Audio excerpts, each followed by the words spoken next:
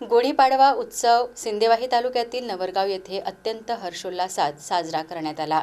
पारंपरिक पद्धतीने घरोघरी गुढ्या उभारून नववर्षाचे स्वागत करण्यात आलेच, मात्र यंदाही आकर्षणाचे मुख्य केंद्र ठरली ती म्हणजे 18 वर्षांची परंपरा असलेली चौक सजावट स्पर्धा।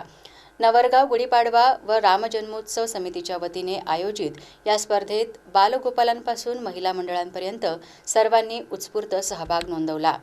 केवळ सजावट न करता विविध मंडळांनी सामाजिक विषयांवर कल्पक देखावे सादर केले। यामध्ये सिंधुताई सपकाळ यांचा जीवनपट, महिला सक्षमीकरण, अंधश्रद्धा निर्मूलन, दुष्काळ, सामाजिक एकोपा तसेच संत गोरा कुंभार, डॉक्टर बाबासाहेब आंबेडकर, सावित्रीबाई फुले आणि संत गाडगेबाबा यांच्या विचारांवर आधारित प्रबोधनात्मक विविध देखाव्यांनी नागरिकांचे लक्ष वेधून घेतले। या स्पर्धेत 6 महिला मंडळांनी सहभाग घेतला। संपूर्ण नवरगाव नगरी तोरणे, रांगोळ्या आणि विद्युत रोषणाईने उजळून निघाली होती। या स्पर्धेतील विजेत्यांना रामनवमीच्या दिवशी गौरवण्यात येणार आहे। या उपक्रमामुळे नवरगावात केवळ धार्मिक उत्साहच नव्हे तर सामाजिक एकात्मतेचे दर्शन घडले असून उत्सव समितीच्या सदस्यांनी या कार्यक्रमासाठी अथक परिश्रम घेतले। पुस्तक घे आणि याचं वाचन कर। आता या वयात कसं वाटेल ते? लोक काय म्हणतील? किती बदनामी होईल आपली? लोक तू करतील। स्त्रिया या घरातील कामातच बऱ्या। हे पुस्तक राहू द्या, मला लय काम आहे।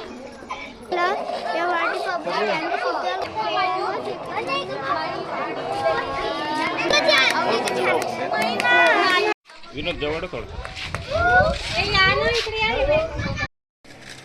चिंदी गोठ्यात बेशुद्धच होती आणि ती जेव्हा शुद्धीवर आली तेव्हा तिचं बाळ तिला दिसलं। म्हणजे ती आता गर्भवती राहिलेली नव्हती, तिने एका बाळाला जन्म दिलेलं होतं, पण तिला नाळ दिसली। ती खूप घाबरली कारण तिच्याकडे काही हत्यारच नव्हतं आणि कोणी मदतीला सुद्धा नव्हतं। तिने इकडे तिकडे बघितलं, टोकदार दगड घेतला आणि 1-2 वेळा नाहीतर 16 वेळा दगडाने ठेचून ती नाळ सोडली।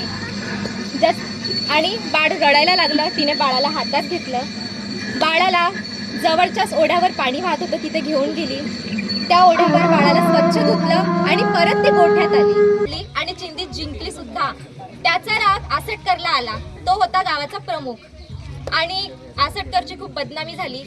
आसटकरला क्वार्टर दिलेलं होतं, ते घेण्यात आलं परत। आसटकरला खूप संताप आला आणि आसटकरने चिंदीच्या पतीला कानात जाऊन सांगितलं, तुझ्या पत्नीला दिवस आहे ते माझ्यामुळे।